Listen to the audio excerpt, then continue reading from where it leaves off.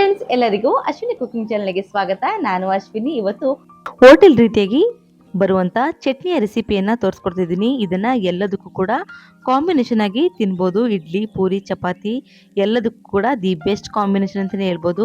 ನಾವು ಗೊಜ್ಜನ್ನ ಯಾವ ರೀತಿಯಾಗಿ ತಿಂತೀವೋ ಅದೇ ರೀತಿಯಾಗಿ ಅಷ್ಟೇ ಟೇಸ್ಟಿನಲ್ಲಿ ಈ ಒಂದು ಚಟ್ನಿ ರೆಸಿಪಿ ಬರುತ್ತೆ. ನೀವು ಒಂದ್ಸರಿ ಮಾಡಿದ್ರೆ ಪದೇ ಪದೇ ನೀವೇ ಮಾಡ್ಕೊಳ್ತಾನೆ ಇರ್ತೀರಾ ಈ ಒಂದು ಚಟ್ನಿಯನ್ನ. ಇದನ್ನ ಯಾವ ರೀತಿಯಾಗಿ ಮಾಡೋದು ಅಂತ ನೋಡ್ಕೊಳ್ಳೋಣ. ಮೊದಲಿಗೆ ನಾನಿಲ್ಲಿ ಒಂದು ಪ್ಯಾನ್ ಅನ್ನು ಇಟ್ಕೊಂಡಿದ್ದೀನಿ. ಅದಕ್ಕೆ 1 ಟೇಬಲ್ ಸ್ಪೂನ್ ಆಗುವಷ್ಟು ಎಣ್ಣೆಯನ್ನ ಸೇರಿಸ್ಕೊಳ್ಬೇಕಾಗುತ್ತೆ. ಎಣ್ಣೆ ಕೂಡ ಇವಾಗ ಬಿಸಿಯಾಗಿದೆ. 1 ಕಪ್ಪಿನಷ್ಟು ಕಡಲೆಕ್ಕೆ ಬೀಜವನ್ನ ಸೇರಿಸ್ಕೊಳ್ಳಿ. 1 ಕಪ್ಪು ಅಂತ ಅಂದ್ರೆ 100 ಗ್ರಾಮ್ನಷ್ಟು ಕಡಲೆಕ್ಕೆ ಬೀಜವನ್ನ ತಗೊಂಡ್ರೆ ಸಾಕು. ನಿಮ್ಗೆ ಕಡಿಮೆ ಜಾಸ್ತಿ ಕ್ವಾಂಟಿಟಿಯಲ್ಲೂ ಕೂಡ ಮಾಡ್ಕೊಳ್ಬಹುದು. ಈ ಒಂದು ಕಡಲೆಕ್ಕೆ ಬೀಜವನ್ನ ಕ್ರಿಸ್ಪಿ ಆಗೋ ರೀತಿಯಾಗಿ ಹುರಿದ್ರೆ ಚೆನ್ನಾಗಿ ಬರುತ್ತೆ.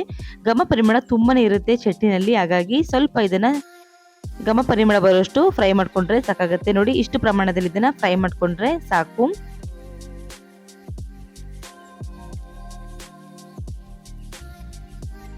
ಎರಡು ಹಸಿಮೆಣಸಿನಕಾಯಿಯನ್ನ ಸೇರಿಸ್ಕೊಳ್ತಾ ಇದ್ದೀನಿ. ಮಧ್ಯಭಾಗಕ್ಕೆ ಕಟ್ ಮಾಡಿಕೊಂಡು ಹಸಿಮೆಣಸಿನಕಾಯಿಯನ್ನ ಸೇರಿಸ್ಕೊಳ್ಳಿ. ಪೂರ್ತಿ ಪ್ರಮಾಣದಲ್ಲಿ ಈ ರೀತಿ ಹಸಿಮೆಣಸಿನಕಾಯಿಯನ್ನ ಹಾಕಿದ್ರೆ ಬಿಸಿಗೆ ಸಿಡಿದು ಬಿಡುತ್ತೆ. ನಾನಿಲ್ಲಿ 1 ಬೆಳ್ಳುಳ್ಳಿಯಲ್ಲಿ ಇಳ್ಕುಗಳನ್ನಾಗಿ ಮಾಡಿ ಸೇರಿಸ್ಕೊಳ್ತಾ ಇದ್ದೀನಿ. ಹಾಗೆ 1 ಇಂಚು ಶುಂಠಿಯನ್ನ ಸೇರಿಸ್ಕೊಂಡ್ರೆ ತುಂಬಾನೇ ಪರಿಮಳವಾಗಿ ಬರುತ್ತೆ. ನಾನಿಲ್ಲಿ ಸ್ವಲ್ಪ ಕರಿಬೇವಿನ ಎಲೆಗಳನ್ನ ಸೇರಿಸ್ಕೊಂಡಿದ್ದೀನಿ.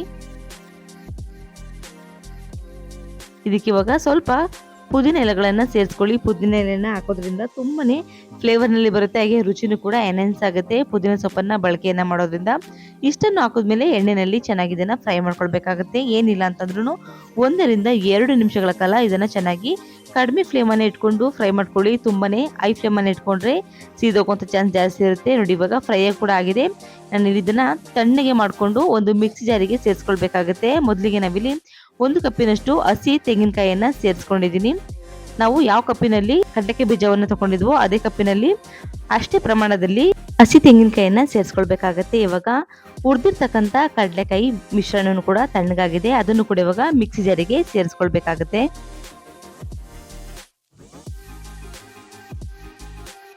ಇದಕ್ಕೆ ಸ್ವಲ್ಪ ಒಂದು ಅರ್ಧ ಹೋಳಿನಷ್ಟು ನಿಂಬೆಹಣ್ಣಿನ ಗಾತ್ರದಲ್ಲಿ ಹುಣಸೆ ಹಣ್ಣನ್ನ ಸೇರಿಸ್ಕೊಳ್ಳಿ. ಹುಣಸೆ ಹಣ್ಣನ್ನ ಹಾಕೋದ್ರಿಂದ ತುಂಬಾನೇ ರುಚಿಯಾಗಿ ತುಂಬಾನೇ ಚೆನ್ನಾಗಿ ಕೂಡ ಬರುತ್ತೆ ಚಟ್ನಿ. ನಾನಿಲ್ಲಿ ಸ್ವಲ್ಪ ಕೊತ್ತಂಬರಿ ಸೊಪ್ಪನ್ನ ಚೆನ್ನಾಗಿ ವಾಶ್ ಮಾಡಿ ಸೇರಿಸ್ಕೊಂಡಿದ್ದೀನಿ.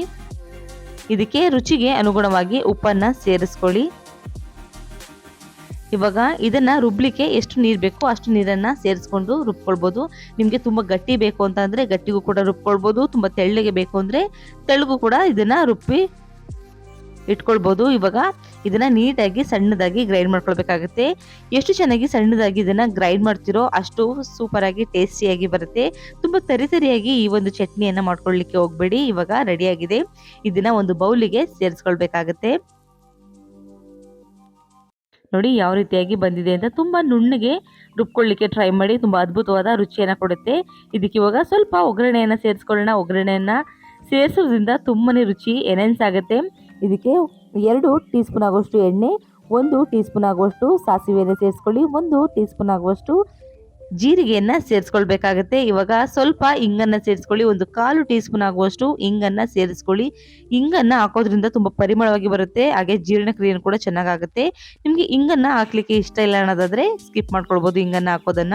ನಾನಿಲ್ಲಿ 3 ಒಣ ಮೆಣಸಿನಕಾಯಿಯನ್ನ ಸೇರಿಸ್ಕೊಳ್ತಾ ಇದ್ದೀನಿ. ಹಾಗೆ ಸ್ವಲ್ಪ ಕರಿಬೇವಿನ ಎಲೆಗಳನ್ನ ಸೇರಿಸ್ಕೊಳ್ಳಿ. ಈ ಒಂದು ಒಗ್ಗರಣೆನೆ ಚಟ್ನಿಗೆ ರುಚಿಯನ್ನ ಕೊಡುವಂಥದ್ದು. ನಿಮ್ಗೆ ಬೇಕು ಅಂದ್ರೆ ಸ್ವಲ್ಪ ಉದ್ದಿನ ಬೇಳೆಯನ್ನ ಸೇರಿಸ್ಕೊಳ್ಬಹುದು. 1 ಟೀ ಸ್ಪೂನ್ ಆಗುವಷ್ಟು ನಾನಿಲ್ಲಿ ಉದ್ದಿನ ಬೇಳೆಯನ್ನ ಸೇರಿಸ್ಕೊಂಡಿಲ್ಲ. ಈಗೇನು ಕೂಡ ತುಂಬಾನೇ ಅದ್ಭುತವಾದ ರುಚಿಯನ್ನ ಕೊಡುತ್ತೆ. ಇವಾಗ ಸ್ವಲ್ಪ ತಣ್ಣಗಾದ್ಮೇಲೆ ಚಟ್ನಿಗೆ ಸೇರಿಸ್ಕೊಳ್ಬೇಕಾಗುತ್ತೆ. ನೋಡಿ, ಇವಾಗ ಚಟ್ನಿಗೆ ಸೇರಿಸ್ಕೊಂಡಿದ್ದೀನಿ. ನೋಡಿ ಯಾವ ರೀತಿಯಾಗಿ ಎಷ್ಟು ಚೆನ್ನಾಗಿ ಕೂಡ ಕಾಣಿಸ್ತಿದೆ. ರುಚಿ ಅಂತೂ ಅದ್ಭುತವಾಗಿ ಬರುತ್ತೆ. ನೀವೇ ಕಾಮೆಂಟ್ ಬಾಕ್ಸ್ ಅಲ್ಲಿ ತಿಳಿಸ್ತೀರಾ ತುಂಬಾನೇ ಟೇಸ್ಟಿಯಾಗಿ ಈ ಒಂದು ಚಟ್ನಿ ಬರುತ್ತೆ ಅಂತ.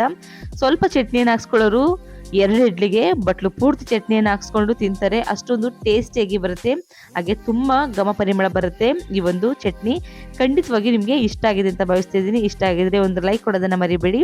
ನಾನು ಇಲ್ಲಿ ಇದನ್ನ ಇಡ್ಲಿ ಜೊತೆ ಸರ್ವ್ ಮಾಡ್ತಾ ಇದ್ದೀನಿ. ಇಡ್ಲಿ ದೋಸೆ ಜೊತೆ ಅಂತೂ ಸಿಕ್ಕಾಪಟ್ಟೆ ಒಳ್ಳೆ ಕಾಂಬಿನೇಷನ್ ಅಂತಾನೆ ಹೇಳ್ಬೋದು. ಇದನ್ನ ಎಷ್ಟು ಅಂದ್ರೆ ಹೋಟ್ಲಲ್ಲಿ ಯಾವ ರೀತಿಯಾಗಿ ಚಟ್ನಿಯನ್ನ ಮೇಲೆ ಬಡಿಸ್ಕೊಳ್ತಾರೋ ಆ ರೀತಿಯಾಗಿ ಬಡಿಸ್ಕೊಂಡು ತಿಂತಾರೆ.